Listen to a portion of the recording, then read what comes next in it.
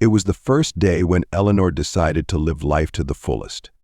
Enough of a woman, only 35 years old.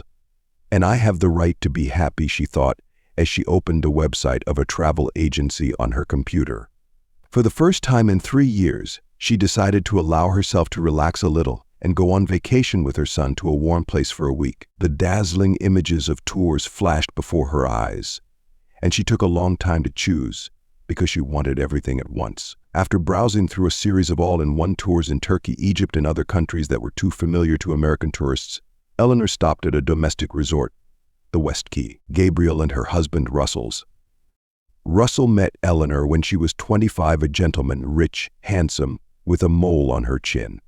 The girl immediately lost control and decided to tie her life to this man. At first, everything was like in a cheap novel: travel, flowers, endless happiness, and a child. But a year after Gabriel was born, everything gradually changed. Russell began not to come home on time, often staying at work until midnight, and his business trips turned into monthly trips, often to southern countries. Eleanor came to Russell constantly, giving her new reasons to suspect. The conversations went nowhere. Russell firmly denied everything. Despite this, Eleanor continued to love him. She begged Russell to spend more time at home, at least for Gabriel, Eleanor, and disappeared. One evening he disappeared again, but this time forever. Almost every day, Eleanor thought about that fateful day, replaying it in her head every minute, crying a lot at first, but gradually her tears dried up. She tried to keep calm so as not to show her despair and sadness to Gabriel, who still believed that his father was on a long business trip. Yesterday, Eleanor decided that this would be the last time she would replay this scenario in her head. That February night, Eleanor had been pacing the apartment for 3 days straight, her phone in her hand. Russell had gone on a business trip to Alaska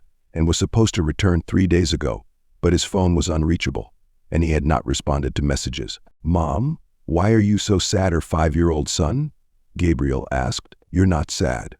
Why aren't you asleep yet?" Gabriel had no doubt that something had happened to his father. Russell had little contact with his son, and in the past half year, he hadn't even entered his son's room, so his father's absence had no effect on the boy's daily life. Eleanor called the company where Russell worked as an executive partner. Russell said that they were opening a new facility in Alaska. "Hello, Mr. Albert. This is Eleanor." "Russell, what business trip?" Albert was surprised. "Eleanor, what are you talking about?" The girl almost dropped the side. "We didn't open a new factory in Fairbanks, and Russell told me he was taking 2 weeks of unpaid leave." Leave, Eleanor whispered her thanks and hung up. She sat down slowly on the sofa and covered her face with her hands. Russell's deception had gone beyond all limits. If he had tried to cover it up with excuses before, now he simply decided not to come home and turned off the phone. It was too low to continue to endure like this. Of course, she should have left him long ago, at the first signs of a lover. But for Gabriel's sake, Eleanor stayed with Russell. Eleanor would have to raise the child and work at the same time, and she didn't know how long she could endure that and how it would affect Gabriel. Eleanor refused to leave her husband. She continued to love him, even though Russell had behaved badly. But now she had to change herself enough. She couldn't bear this humiliation anymore. Many women have left and still raised many children, and with Gabriel, Eleanor certainly will. Those thoughts were interrupted by a call from Albert. "Hello, Eleanor, it's me. Actually, I just got a call." "Yes, Russell's is indeed in Alaska," Eleanor agreed. She quickly cleaned up a bit and waited for Albert. Russell's was only about a 10-minute drive away, so not long after, the doorbell rang. Albert entered the apartment after greeting, and they sat down on the sofa, silent for about 15 seconds. It seemed that Albert didn't know where to start. Russell's went to Lake Tahoe to ski on the ice. They used to go there, Russell's and his friends, very often. Eleanor was constantly surprised by the new discoveries about her husband's personal life. But now it's not just that. Shortly after her call, a colleague walked into my office and handed me a message from Lake Tahoe.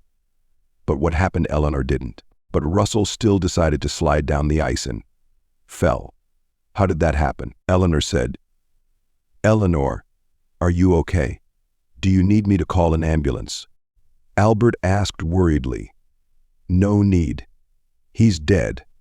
Eleanor felt like she'd been hit hard. Just 15 minutes ago, she'd been cursing Russell and determined to leave him, but now she realized that he was dead. Eleanor stared into space, images from their lives flashing by like an old silent film. Albert went into the kitchen and brought her a glass of water. "But I promise," Mr. Albert consoled Eleanor. "See, but how could this happen if Russell hadn't been found? Maybe he's still alive." "That's possible. People can be declared dead even if their bodies are not found. I understand your reluctance to accept this loss, but I've been assured that there's no chance of Russell being saved." Eleanor stopped listening to what Albert was saying. Tears welled up in her eyes. She didn't know how she was going to live on. After calming down a bit, she saw the director off and sat down in the kitchen. "Mom, why are you crying?" Gabriel had entered the kitchen without Eleanor. "It's nothing, I'm not crying. My eyes are just a little sore." "Why haven't you gone to bed yet? I heard you talking to some uncle." "It's the uncle from your dad's workplace." Eleanor decided to stall for time until Gabriel asked about her dad again. "Dad is on a business trip like usual. It's just that it'll take a little longer this time." "What are you doing there?" Gabriel headed for the door, but then stopped abruptly, turned around, and asked a question he hadn't asked before while Russell was away. "When will you be back?" "I don't know." Eleanor struggled not to cry in front of her son. "Not soon, son. Dad's been on a long, hard trip. Opening up a new world in a week is not easy, you know." Eleanor felt Gabriel about what would have happened if Russell had been a devoted and loving father to his son. Now it was possible that after a while, Gabriel would forget about his father and not even ask about him anymore. Of course, many years later, when Gabriel became a teenager, she would have to tell the whole truth. But that was a matter for the future. Right now, the most important thing for Eleanor was to protect her son's psychology and not make him worry. But what about her?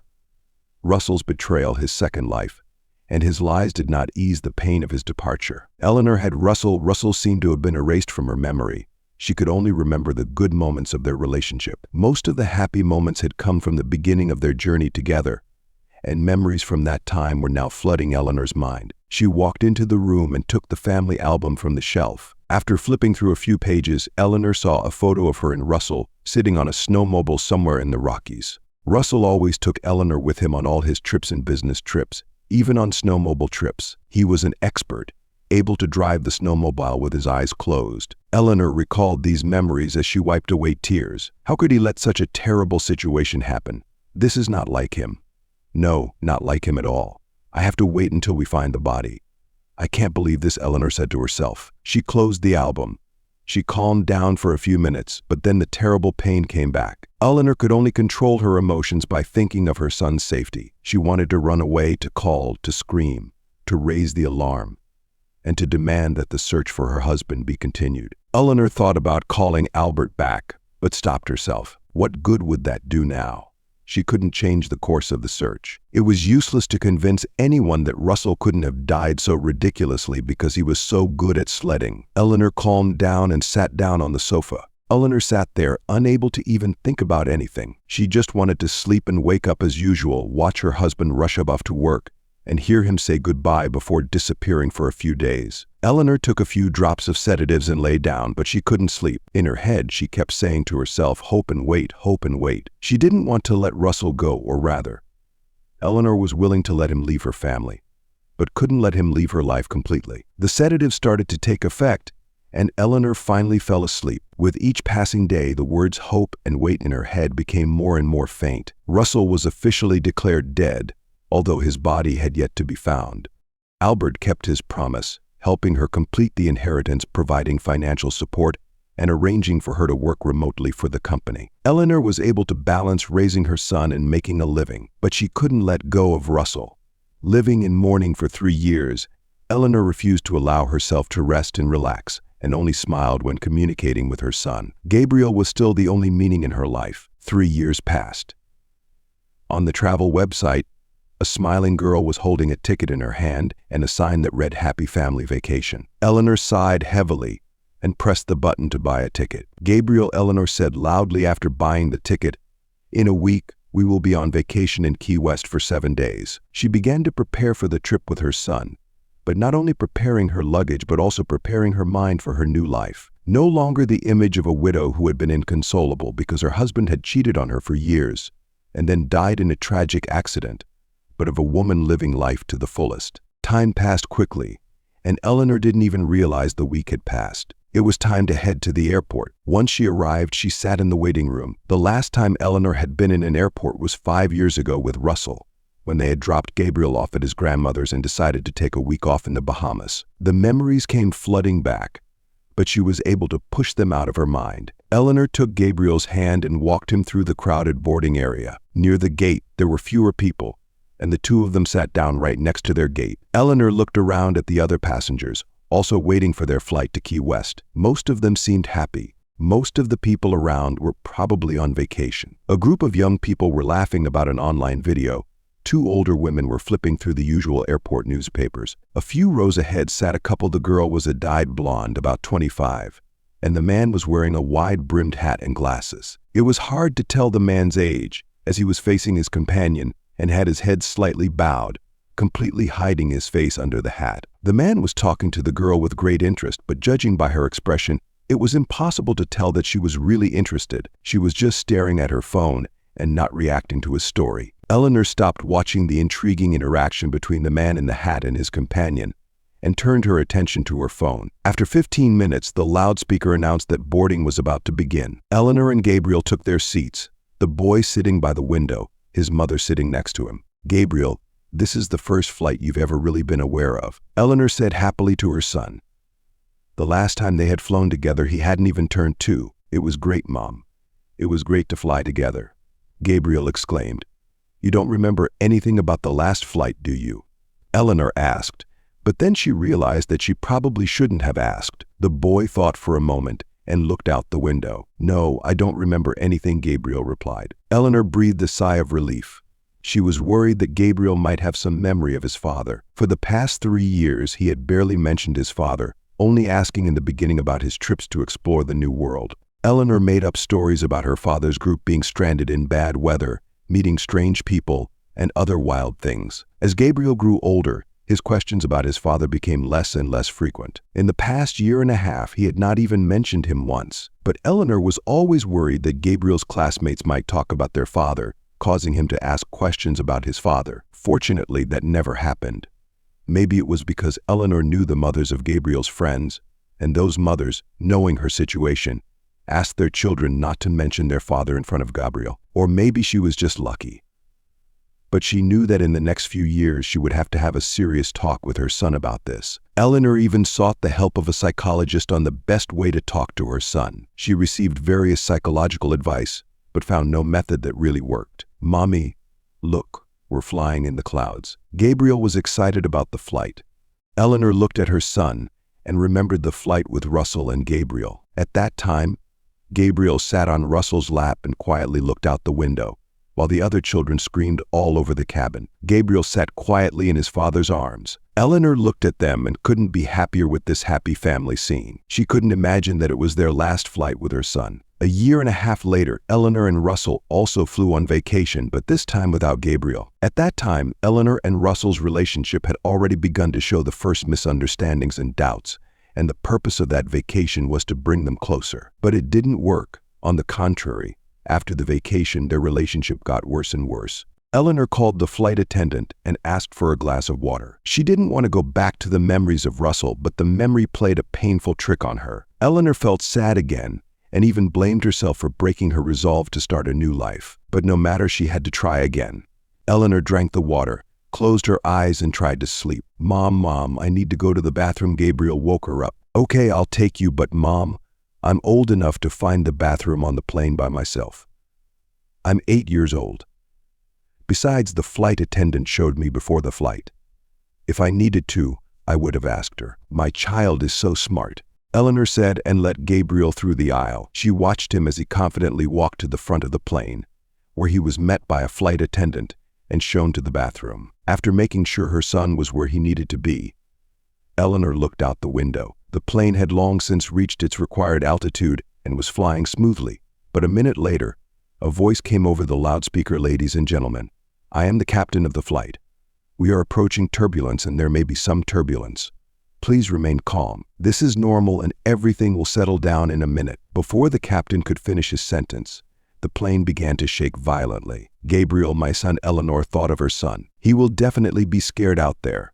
She stood up and was about to go to the bathroom, But a woman's voice came from behind her. "Ma'am, please stay in your seat. We are in a turbulence zone and safety regulations require." The flight attendant was about to take Eleanor back to her seat, but she interrupted. "My son is in there. I need to go." "Don't worry, he'll be fine." At that moment, Gabriel came out of the bathroom. He calmly walked towards his row, but suddenly stopped. After standing still for a moment, he started walking faster towards his seat. As Gabriel approached, Eleanor noticed that his face was pale and frightened. "Mom," Gabriel said in a trembling voice. "Gabriel, what are you afraid of? This is called turbulence." "There's nothing to be afraid of." Eleanor tried to explain that the sudden shaking was the cause of her son's panic. "Mom," Gabriel almost whispered, "I saw Dad sitting with some girl." Eleanor quickly helped Gabriel sit down in his seat. "Son, what are you talking about? You must have seen wrong." "No, I'm sure. It's just that his hair is different. But it's Dad. Go see. You must be tired from the long flight. Get some sleep. I'll lower the seat for you." "Don't you believe me?" "Why not?" "I do. It's just that, there are a lot of people in the world and sometimes people who look very similar. So maybe you've met someone who looks a lot like Dad." "I know it's Dad," the boy said, folding his arms and looking out the window. Eleanor knew that it was useless to try to convince her son, especially when she was having a hard time keeping her voice calm, pretending that everything was fine. Inside, she was more worried than Gabriel. She convinced herself that Russell couldn't be sitting there. Maybe the memories of his childhood flight had awakened and he mistakenly thought that Dad was flying somewhere nearby. It seemed so simple to check, just get up, go to the bathroom and come back. But Eleanor didn't dare. What if someone who looked exactly like Russell was sitting there? That would have completely unnerved her. Eleanor didn't move from her seat for the rest of the flight. She was afraid to even turn her head to look at the aisle. After an hour and a half, the plane began to descend, and 20 minutes later, it landed safely. Passengers jumped up from their seats and began taking their luggage from the overhead bins, while the plane had barely come to a stop. Eleanor wasn't one of those people who were always in a hurry and didn't want to be crowded in the aisle with her son.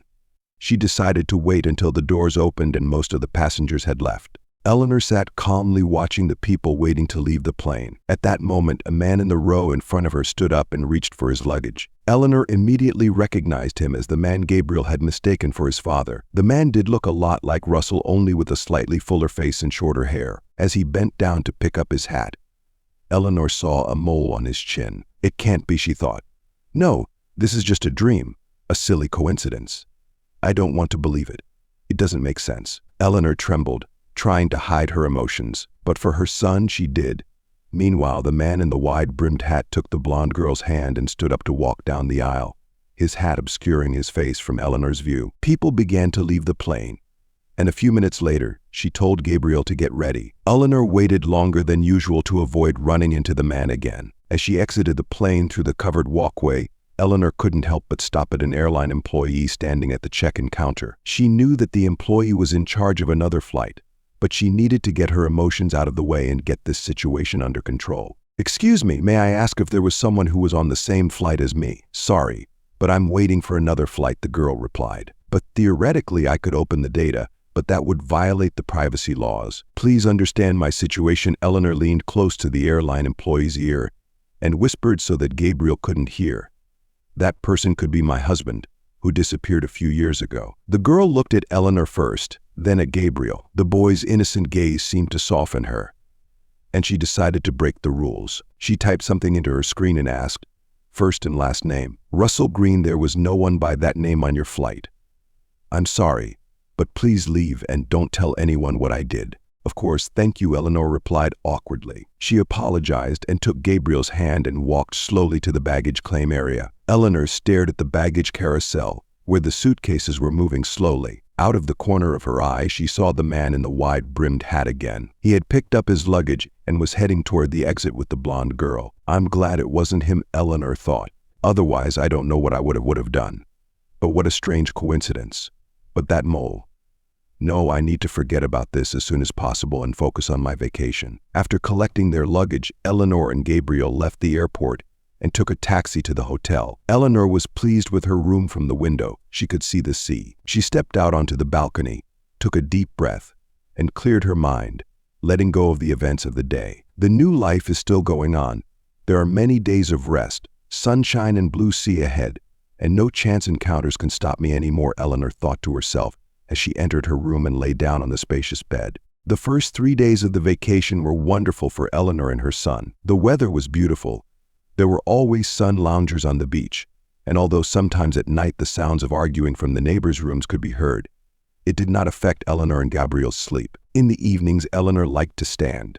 Eleanor liked to stand on the balcony and watch the sea. It was a daily meditation for her, helping her feel at peace as she watched the sun set in the distance over the water. On the evening of the 4th day, as usual, Eleanor went out onto the balcony. It was cloudy that day, so she could not enjoy the sunset as usual. Eleanor was about to leave, but suddenly she heard voices from the balcony of the room downstairs. They were talking in tense tones, and Eleanor guessed that it was the couple who had argued that night.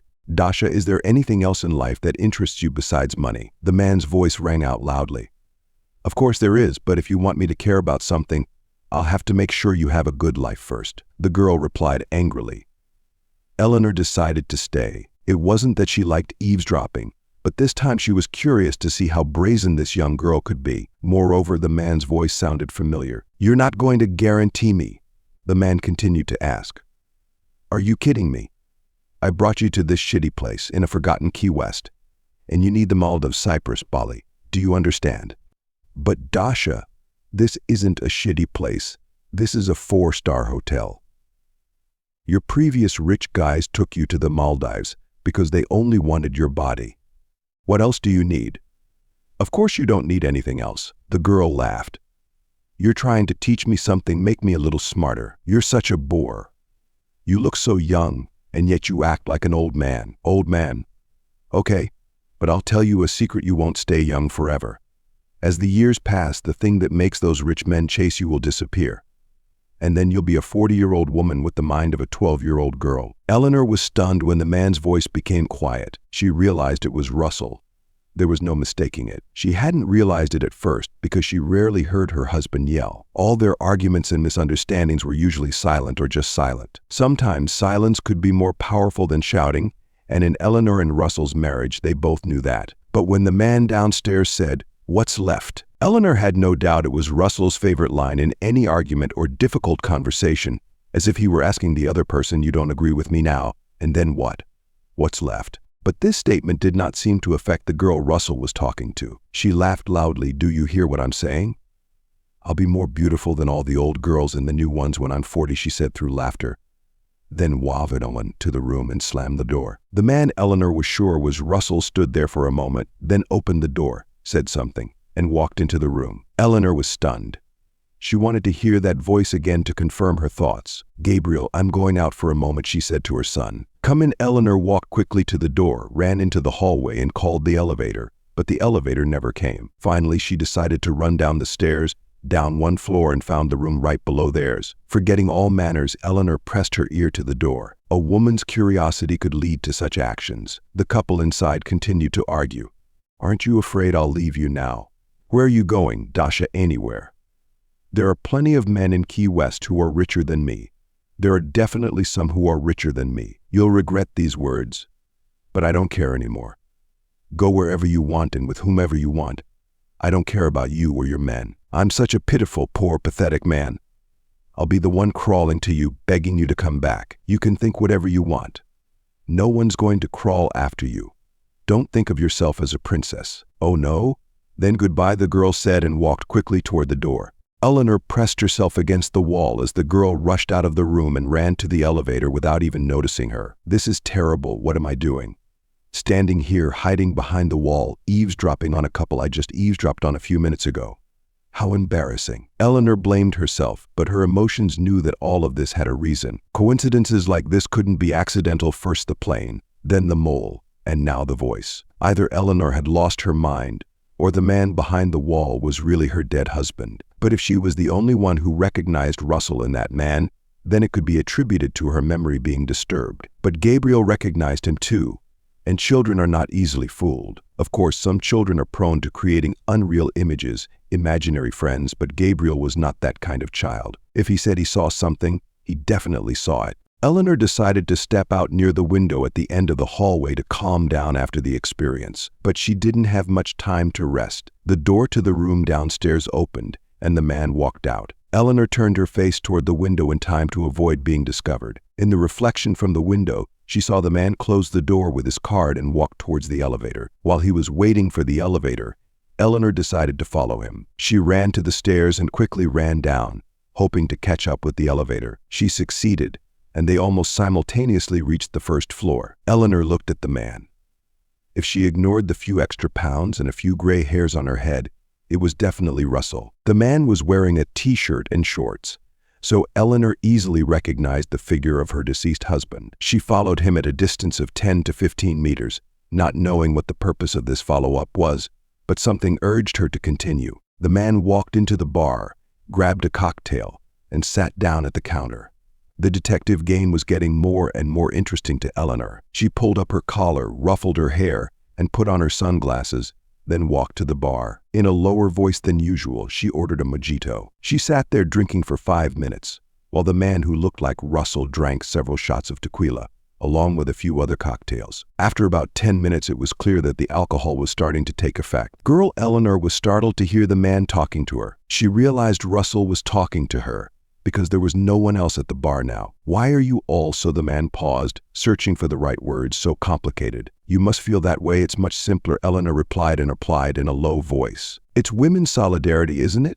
You have absolutely no idea what my situation is, and yet you say I'm imagining things." "Oh, I could have guessed," Eleanor replied, staring into her empty mojito. She was afraid to turn to face the man. "And what did you guess?" Russell asked, slightly surprised. "You obviously had a fight with your girlfriend.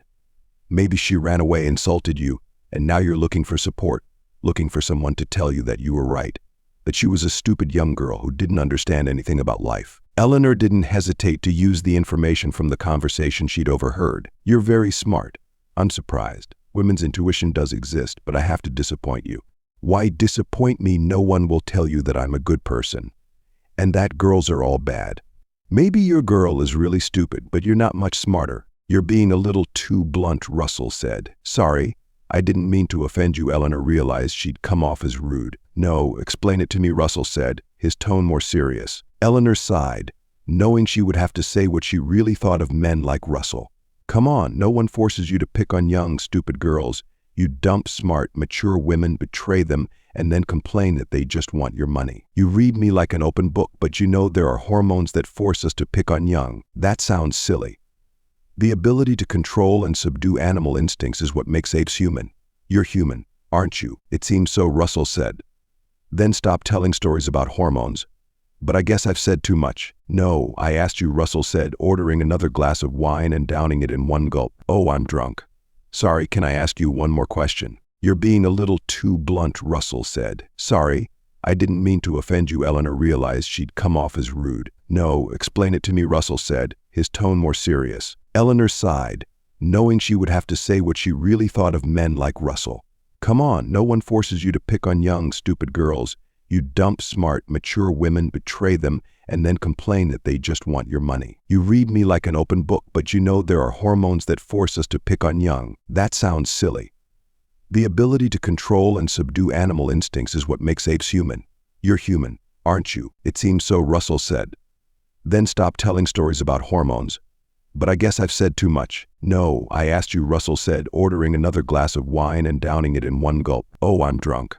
Sorry, can I ask you one more question?" "Just ask. So, if you're so smart and know everything, can you tell me what I should do next?" "I don't know." "Learn to control your hormones. However, I think your young lady will be back tomorrow or the day after. What to do with her is up to you. I'm not a psychologist." "Maybe I'll send her away," Russell said, clearly not understanding the purpose of this conversation. But there was some kind of pull from Russell that made Eleanor unable to simply get up and leave, but felt compelled to continue the conversation, even though it might lead to her being discovered. "Listen, have we met somewhere before?" Russell asked, just as Eleanor was thinking about being discovered. "I don't think so." "This is my first time here," Eleanor replied. "Your voice sounds familiar. You must have mistaken me for someone else." Eleanor quickly realized that she had to leave. "Well, good luck with your love life. I have to go. Maybe we'll meet again." "Maybe," Russell said. Besides, Eleanor remembered what Russell looked like when he was drunk. He had never been reckless. He had just become a little more talkative, and his attitude towards women had not changed in 3 years. Today, he had an argument with his girlfriend, and then he was chatting happily with Eleanor. Everything was the same as before. Now, Eleanor had to decide what to do next. Should she reveal herself? But for what? And then what Russell often asked, just to look into his eyes. Eleanor had seen everything in his eyes during the years they had lived together, but on the other hand, she wanted to know why he had done this to her out of curiosity.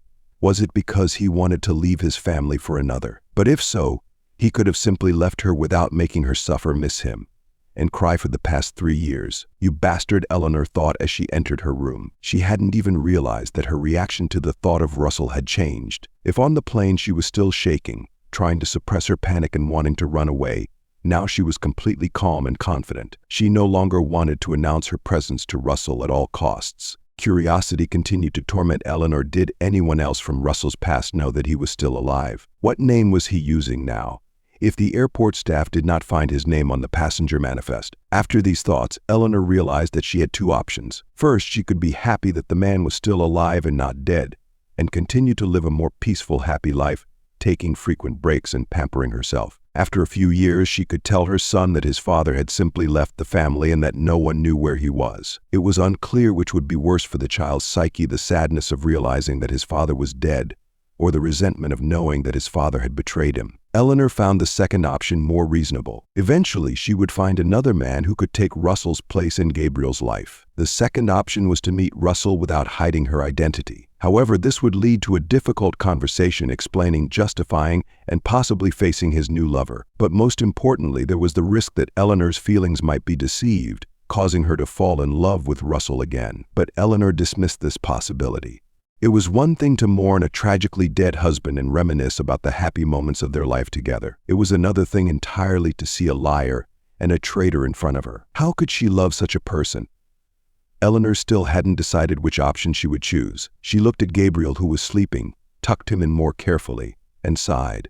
The next day, Eleanor and her son prepared to go to the beach as usual. The weather had improved and they needed to get out quickly to reserve a spot on the beach. This was a private beach for hotel guests only, so there was no crowding like at other resorts. But on a nice day, the loungers could be taken up quickly. Eleanor stood in front of the mirror, thinking about what to wear. She decided to be more careful and brought another pair of sunglasses, wider, covering most of her face. In addition to the sunglasses, Eleanor also wore a wide-brimmed hat. Not only did she want to protect herself from the sun, but she also wanted to avoid an unexpected encounter with Russell. Eleanor had not yet decided whether to approach her ex-husband, so she kept a low profile for the time being. After getting ready, she took Gabriel's hand and headed for the elevator. The elevator would only arrive a few minutes later, as all the morning guests were heading to the beach. Eleanor and her son stepped into the elevator. It stopped at the bottom floor, the doors opened, and a dyed-haired girl stepped in, Russell's girlfriend. This time she stood there without her phone, looking displeased. "Do we have to wait much longer?" she said sourly. "And have to have kids and take up the elevator?" "What are you talking about, miss? There's only one elevator and many people use it.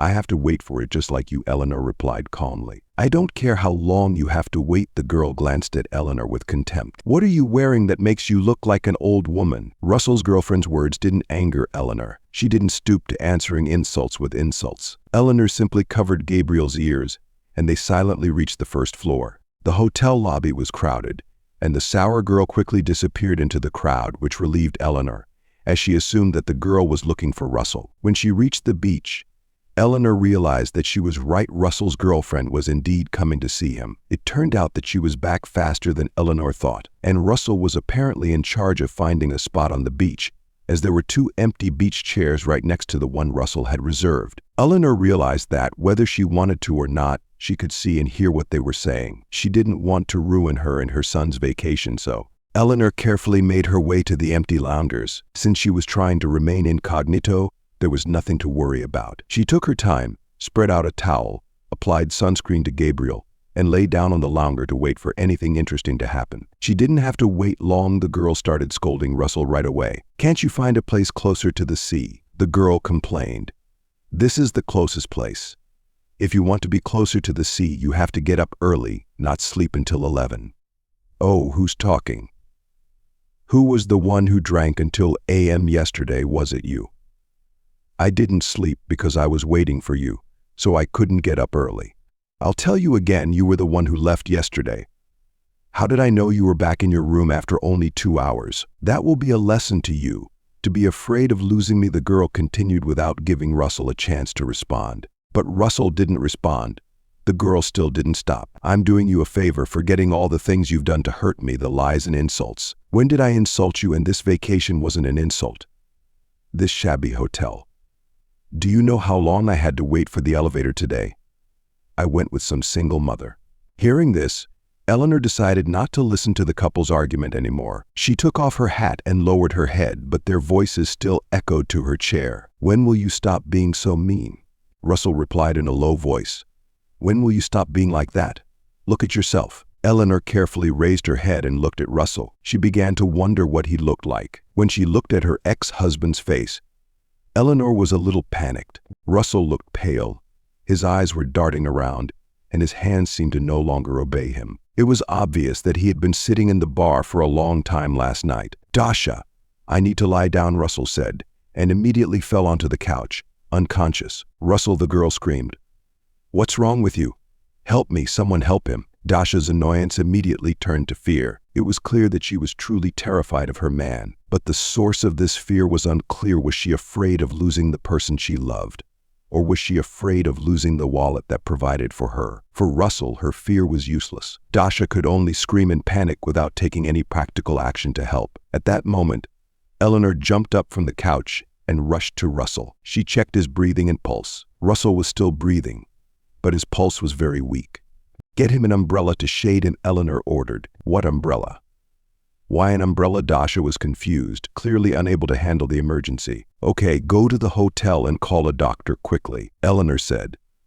Dasha ran into the hotel, and Eleanor understood that she would have to give Russell first aid herself. The others on the beach just stood there watching, no one helping. Eleanor quickly bent Russell's knees, turned him to one side, and tilted his head back to open his airway. Then she ran to the beach chairs, grabbed an umbrella, and placed it next to Russell. About 30 seconds later, Russell began to wake up. He slowly opened his eyes and looked at Eleanor. She saw him without his glasses and hat. "Eleanor, is that you?" Russell asked, his voice hazy. "Yes, it is you," Eleanor replied, realizing that she had completely forgotten about keeping it a secret. At the same time, Dasha returned from the hotel with the doctor. The doctor approached Russell, and Eleanor retreated to her recliner. She watched as the doctor gave her ex-husband an injection, checked his pulse, and turned to Dasha. "It's okay, just a normal faint, probably from overheating.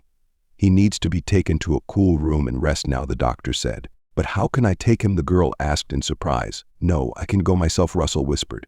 He got up from the lounger and looked around. He probably wanted to find Eleanor, but she had already put her hat and glasses back on, out of Russell's sight. Then he and his girl returned to the hotel. Eleanor was still lying on the beach. The situation became more complicated. Russell knew she had seen him, but they had not had a chance to talk. Either he thought it was a hallucination caused by fainting, or he would find a way to see her. Eleanor no longer wanted to see Russell. She looked at Gabriel, who was engrossed in his phone, and wondered how her son would react if he saw his father again. Russell would almost certainly want to see his son, and probably want to be involved in raising him. What happened today made it clear to him that he should be with a mature and understanding woman, not a foolish and greedy young girl. Eleanor didn't want Russell back in her life. Rather, she was very afraid of it, especially if Russell started to repent and apologize to her. Eleanor was a kind woman, and she could forgive a lot of things, but forgiving betrayal was something even she couldn't accept. Eleanor packed her things and went to lunch with Gabriel at the hotel cafe. Every man sitting there reminded her of Russell. Because of her anxiety, she couldn't eat normally, so she took Gabriel's hand and led him back to the room. She had just laid down on the bed when the phone rang. The phone was somewhere in her beach bag, and Eleanor couldn't find it right away. At the same time, there was a knock on the door. Eleanor shouted, "Wait a minute," and continued to look for the phone. After a few seconds, the phone stopped ringing, but the knock on the door sounded again. "What's wrong?" I said, "Wait a minute." Eleanor angrily walked to the door. Standing in the hallway was Russell. Eleanor immediately closed the door. "Eleanor, wait," Russell's voice echoed from the hallway. Eleanor stood still for a few seconds, thinking, then opened the door again. "How did you find me?" she asked. "I asked the front desk which room Spring was in, and told them my name," Russell replied. "But I'm not your wife anymore," Eleanor replied, her voice stern. "I understand how you feel right now, but let's talk. Please, you don't understand anything. Give me a chance to explain, Russell pleaded. Not now. The baby can hear. Then tonight, at the hotel bar at 10 o'clock, Eleanor said, her curiosity finally getting the better of her. Please come, Russell said as she closed the door. Eleanor now had to prepare herself for the conversation with her ex-husband, but she didn't know how. She couldn't sit still for the rest of the time before the meeting. What would Russell tell her? What story would he make up? Should she believe anything he said? Eleanor couldn't find the answers to those questions. The only thing she told herself was to be tough, to not let her emotions get the best of her, and to keep a critical eye on everything she heard. With that in mind, Eleanor put Gabriel to bed and went to the bar. She chose a table in the farthest corner of the bar, where the music was the least loud, and began to wait. 10 minutes later, Russell appeared at the door. Eleanor made no sign that he would quickly recognize her. Russell walked carefully around the bar and Russell walked to the farthest table. Hello, Eleanor, he said apologetically. We've met before, Eleanor replied coolly. Have you ordered anything? No. And are you here for a drink? After a blackout, I thought it best not to drink. I ordered a non-alcoholic drink, Russell replied. Oh, thanks for helping me out on the beach today. If it hadn't been for you, I don't know if she would have remembered to call a doctor. Nothing. But why don't you take care of your health? Being drunk in this heat, I don't think you're getting any younger. Yes, I haven't been careful about my health for a long time. Maybe I should have been more careful. I'm not what I used to be. No, I'm serious. You've been dead for a long time, and a dead man doesn't have to worry about his health, right? Russell sighed heavily. Now I'll speak, and please don't interrupt. Listen to me, I beg you. I'll try. The thing is, 3 years ago, I started receiving threats. Our company had a serious conflict with a very serious organization. It all started when I took out a large loan for our neobank project. Of course, the bank wouldn't give us a loan with such conditions, so I contacted a shady organization. We signed a contract, and they transferred a huge amount of money to our account. But the contractor we chose did not fulfill his obligations and disappeared. According to the news, he was seen in Cyprus, but it doesn't matter anymore. I contacted the credit institution to explain the situation, but they didn't want to listen. They gave me a month to return the money. We went to the police, but they said they couldn't help because both the credit institution and the contractor were operating unofficially. From then on, I started receiving threatening calls and emails. I was afraid that they would come to our house, demanding our money back. But how could I raise such a large sum in 1 month? The threats became more and more frequent, and I decided to leave, to go to Alaska. After a few weeks there, I was going to return. But the security guard of the resort where I was staying told me that a group of young men with athletic looks had come to ask about me. I realized that they had found me. It was useless to run away. They would catch me at the airport, the train station, or even at the resort. I was completely confused, thinking that my life was over. I remember running into a forest, luckily finding a signal and calling our CEO, Albert. I remember that call clearly. At first, he interrupted me and said that you called to ask about me. I'm sorry, but I couldn't tell you then. We had planned to fake my death in Lake Tahoe. We used to go snowmobiling there, so we relied on that. I told my colleagues who were with me that I needed to announce my death and deal with the rescue team. Albert had to spread the news around the company and come see you. How could you do that? Eleanor whispered. I saved my life, and not just mine. They could pressure me through you, and my son Russell continued, taking a sip of his cocktail. I know Albert promised to help you and your son. He did, Eleanor said. But do you think a little money and property can ease my pain? I haven't lived for 3 years, do you understand? This is my first vacation in all that time. I'm sorry, but I had no choice. You have to understand, I can't take you and the child abroad to hide. Why did you choose the cruelest way? Eleanor asked, her voice filled with indignation. Those people could have found you even if we were abroad. Besides, I didn't have enough time to escape. I was cornered. You could have told me about your problems from the beginning. Don't wait until it was too late. I didn't want to worry you. We have a small child, and I didn't want you to worry more. You're just remembering her now. How many times have you seen her? You were miserable during the last year of your life. In the last 3 years, you realized how much you missed her, Russell said. How do you always get away with it so easily? Eleanor said, her voice filled with resentment. You always act like the victim, the weak one. You say you don't want to bother me, don't want to burden me. But if you miss her so much, why didn't you tell me you were alive? You can't do that. The danger is still there, and you can't be in the city. The calls could be tapped, and you don't know how I'd react if I got a call from a dead man. It's noble to leave your wife in mourning for 3 years, with a small child. Eleanor said, her voice dripping with sarcasm, "I was hoping you would forget me quickly." At that time, our relationship had already strayed from the ideal. Interesting, whose fault is it you admit that you were at fault, even for what happened to our relationship? So what should I do about it? Jump up and down in joy and hug you. Don't be so sarcastic. I really feel terrible. Okay, what happened next? What happened next was 2 years of running away without stopping. I changed my name, lived in many different cities, but couldn't find a safe place. When I heard that the financial institution I owed money to had been dissolved, and their management staff and henchmen arrested, I felt a great sense of relief. I immediately returned to our city, and with the help of my old connections, I set up a new business. Although the profit wasn't much, it was enough to make a living. Have you ever thought about contacting me after you return? I thought about it, and many times. But honestly, I thought you had forgotten me, so I didn't want to say anything. I decided that there would be no more Russell Green, but only Russell White with his new job in life. You changed your last name from Green to White. Yes, I think it's a symbol, Russell said, chuckling. How creative, Eleanor laughed. Sometimes I miss your smile, Russell continued. Stop it. I can't listen anymore. Don't try to play the poor husband and father here. Did you remember me when you started those endless vacations, leaving me and the baby alone at home? You said you were sorry for me. You really are a fool. Well, at least you realize that. But your remorse can't erase the years of pain I've suffered. I don't know what you wanted when you decided to talk to me. First, you just wanted to explain.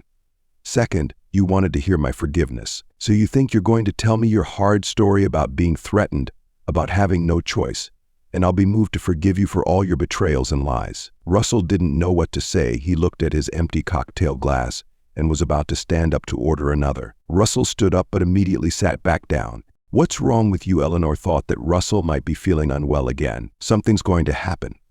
Just ignore it and pay no attention, Russell said in a strange voice that Eleanor didn't understand. But a moment later, Russell's current girlfriend, Dasha, came to the table. Oh, you're here, you bastard. I knew you were running off to the bar with those women. Dasha yelled and slapped Russell. Dasha, you've misunderstood, Russell tried to explain. I didn't misunderstand anything. You're not a man, you can't support me, and you're flirting with other women. Dasha looked at Eleanor. And you know she has attachments. I saw them in the elevator.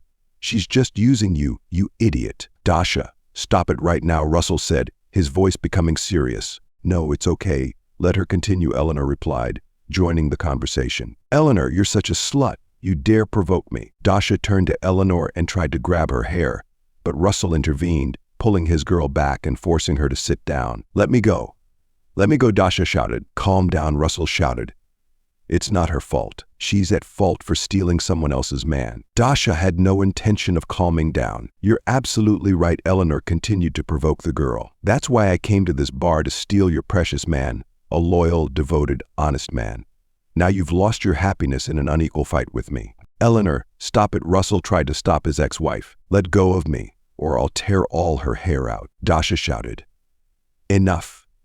Dasha, this is my ex-wife, Russell said, causing Dasha to immediately shut up. Ex-wife? The one you left years ago? Dasha asked in surprise. Yes, Russell replied, slightly confused and trying to avoid Dasha's gaze. Left years ago, Eleanor sneered. I'd even say you disappeared. Russell didn't react to Eleanor's provocation, clearly never telling the new girl about all the trouble he'd been through. Wait, Dasha said in surprise, so that child I saw with her, was that your child? Yes, it was my child, Russell admitted. But you said you didn't have any children. You lied, Russell said, leaving Dasha silent as she digested the information. But don't worry too much, Eleanor said calmly. That child has nothing to do with you, only biologically.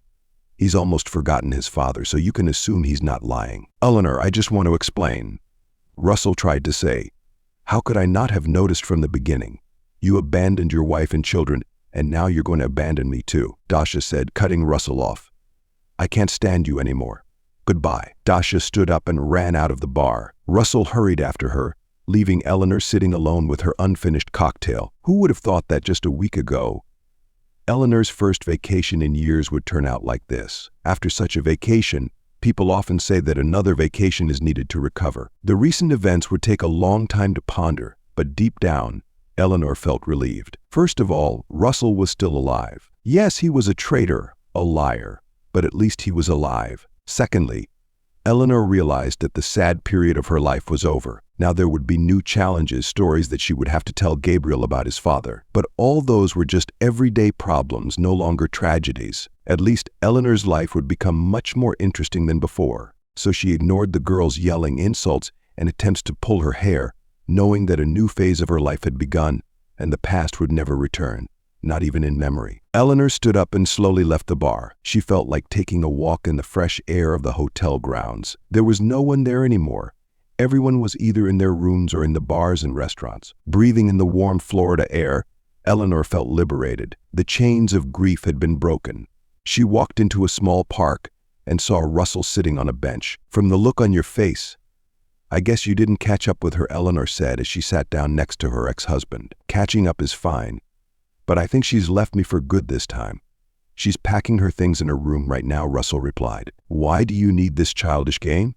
You two can't even get along for a minute," Eleanor asked in surprise. "Every night we quarrel. I hear every detail of your relationship," Eleanor said. "I don't know. Something holds me back. She's young, and I'm not young anymore. I want the freshness, the energy, the joy of youth." "You're already happy. Stop talking," Eleanor replied wearily. "Listen, I don't want to scold you anymore, especially since you know everything about yourself. But honestly, don't you feel sorry for yourself?" "What do you mean?" Look, you've been racing all your life to make money, only to have to fake your own death because of death threats. You tried to chase happiness, but all you got was a naive, screaming young girl. You're not even old, but you passed out from drunkenness. So what was all this for? What did you achieve? You know, I've been asking myself that question for the past few years, but each time I've avoided it with trivial excuses: money, never enough, because it brings freedom, security. But in fact, it's the opposite. And relationships. It brings new energy, young blood, and life becomes more joyful. But in the end, I was wrong. I don't know. I was completely lost. But you've brought yourself into this situation, lost yourself. You've pitied yourself, but it's the wrong way. There are different kinds of pity, you know. Is it possible? Of course. Self-pity in a destructive way like yours won't do any good, but it will only make you sink deeper. Positive self-pity is, yes, my mistakes got me into this predicament, but I'm strong enough to reconsider my principles and try to rebuild it all, maybe so," Eleanor said, realizing that her anger at Russell had dissipated. She saw a weak, insecure, and completely harmless man. She even wanted to help him a little. In that moment, Eleanor felt afraid that old feelings had resurfaced. That's what she'd feared when she first saw her ex-husband. But no, it wasn't love, it was pity.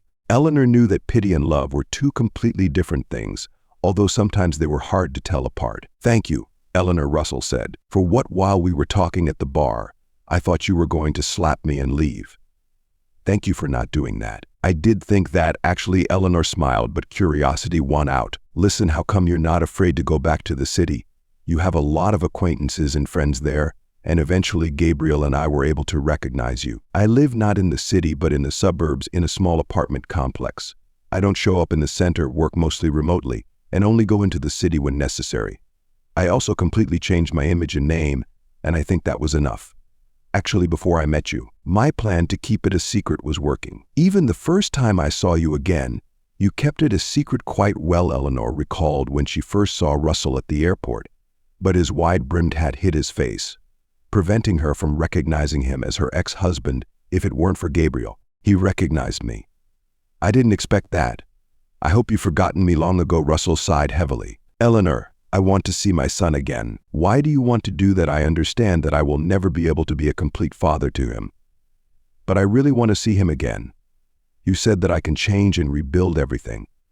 Please give me this chance." Eleanor didn't know how to respond. Perhaps now, when Gabriel was still young and not yet a teenager, would be the best time to bring his father back into his life. But Eleanor was still afraid to make such an important decision. She was used to raising Gabriel alone. "I don't know. This meeting might be very difficult for him. I understand. I will try my best to be careful." "Okay, but let's do it this way. Tomorrow morning I'll prepare him mentally, warn him about you first, and then ... we'll meet. Talk a little. After the meeting I'll talk to Gabriel again privately, and only if he wants to see you again will we consider what to do next. Of course, then tomorrow at 11 o'clock at the hotel cafe." "Okay, but remember, to Gabriel, you're still an explorer, someone who's discovering new lands." "That's an interesting idea." "I see." Eleanor said goodbye and went back to her room. She couldn't sleep until morning. It was hard to imagine how tomorrow's meeting would go, how Gabriel would react, and how Russell would act. There were too many factors that she couldn't foresee. Perhaps Gabriel wouldn't even want to see his father again. With that in mind, Eleanor lay waiting for the alarm to go off. She had set it for 10 a.m. so that she would have enough time to get ready and explain everything to Gabriel. "Mom, where are we going today?" Gabriel asked when he saw his mother putting on makeup. "That's right." Eleanor turned to look at Gabriel. "Do you remember who you called Dad on the plane?" "I remember. Actually, you were right. It really is your father. Believe it or not, he's back from his expedition, and he's in Miami now. I told you." "I told you," Gabriel exclaimed happily. "And we're seeing him today." "Yes, he'll be happy to see you." "And I'm happy to see you too." Eleanor was relieved by her son's reaction. It seemed that Gabriel was very interested in seeing his father again, which meant that the meeting wouldn't be as psychologically difficult as she had imagined. "Where have you been all this time?" Gabriel asked curiously. "You'll tell me when we meet," Eleanor replied. As the time approached 11, Eleanor and Gabriel left the room. She was growing increasingly anxious, wondering if she should cancel the meeting, but there was no turning back now. Eleanor told Gabriel everything, and abruptly canceling the meeting could cause psychological damage to the boy, which she feared. Eleanor and Gabriel went to the cafe on the first floor of the hotel. Russell was already sitting inside, and when he saw his ex-wife and son, he stood up and walked towards them. "Dad," Gabriel said happily and ran towards Russell. "Hello, son." Russell hugged his son tightly. Eleanor greeted Russell, and they sat down at the table. "So tell me, how are you doing?" Russell asked his son. "You're having a great time. It's great here. This is the first time you and your mother have gone on vacation to such a wonderful place," Gabriel happily shared. "You and your mother are doing great," Russell said. "Dad still misses you." Eleanor looked at her son in surprise. "Really? Really? But I can see that Mom is not very happy when I start asking about Dad. I think she is very worried about him, so I try not to talk about him when she is around. Just think, where has Dad been all this time?" "Dad? Mom probably told me a little bit." Russell tried to control his emotions. "Dad is very far away and can't come back to us. His job is to go to cities, villages, forests, and lakes to explore dangerous lands. It requires a constant presence, and explorers like him rarely see their families." "Then why don't you quit so we can see him more often?" "But someone has to do the job," Russell replied. "Then let the people who don't have anyone waiting for them at home do it," Gabriel replied, causing Russell to lose control of his emotions. He pretended to receive an urgent call and ran outside. Russell went to the bathroom. Sometimes even men need a little cry in situations like this. "You see, Gabriel, how hard my job is," Eleanor said when she and her son were alone. "Even when I'm resting, I get called and have to work." "Why does Dad need such a job?" Gabriel asked, exasperated. "Everyone has their own mission," Eleanor replied. After a few minutes, Russell returned. "Excuse me, I have to pause for a moment," he said. "We were just talking about your long, stressful job, which doesn't allow you to see your son very often," Eleanor continued, steering the conversation to a more important issue: Russell's involvement in Gabriel's whole night. "About the job," Russell hesitated. "You know, Gabriel, I just quit that job over the phone." "Really? Great. So now we'll see each other more often, right?" Gabriel asked happily. "Yes, we will see each other more often," Russell said, looking at Eleanor. "Of course, if you don't mind, Mom." "Do you mind?" Gabriel asked in surprise. "No, I don't mind," Eleanor replied. "But how often I will see Dad depends a lot on Dad." "Dad promised that we would see each other as often as possible," Russell said firmly to his son. "Why can't Dad live with us like before?" Gabriel asked, making Russell confused and look at Eleanor. Eleanor tried to get out of this awkward situation. "Because Dad needs to start a new life, find a new job, and won't have enough time to be with us often. Then, when Dad is settled, we will consider it again." "But then can Dad live with us?" Gabriel asked, putting both Eleanor and Russell in an even more difficult situation. "We'll see what happens next," Eleanor replied vaguely. Russell, Eleanor, and Gabriel sat and talked for a long time. They discussed vacations, the sea, and travel, talked about their lives, and made plans for the future. The day did not end with breakfast in the cafe. They went to the beach together, where Russell began teaching Gabriel to swim. They seemed to understand each other with only half a word, and Eleanor watched everything with interest. She remembered the early days when her relationship with Russell had just begun, and when Gabriel was born. It was a sweet nostalgia, but Eleanor quickly regained her composure. She could not easily forget Russell's actions, his betrayals and deceptions. Although it was a good thing that Russell got along with his son, Eleanor knew that it was necessary to keep her distance to avoid repeating the same mistakes, even though Russell had changed a lot during the time. As evening approached, the three of them walked around the city. From the outside, Eleanor, Russell, and Gabriel looked like a real happy family. When it got dark, they returned to the hotel and said goodbye to each other in front of the elevator. "How did it feel to see Dad today?" Eleanor asked Gabriel when they got to their room. "It was great. I wish we could do this every day," Gabriel said happily. "But it can't be like this every day. We have to fly back tomorrow." "Why so soon?" Gabriel asked, looking regretful. "That's right," Eleanor said. With all the events involving Russell, she had almost forgotten that the vacation was coming to an end. "That's a shame." "Then we'll fly back with Dad." "No, Dad will fly later. The next time we see Dad will be in our city." Waiting again, Gabriel looked sad. "Don't worry, you won't have to wait long this time," Eleanor said hopefully.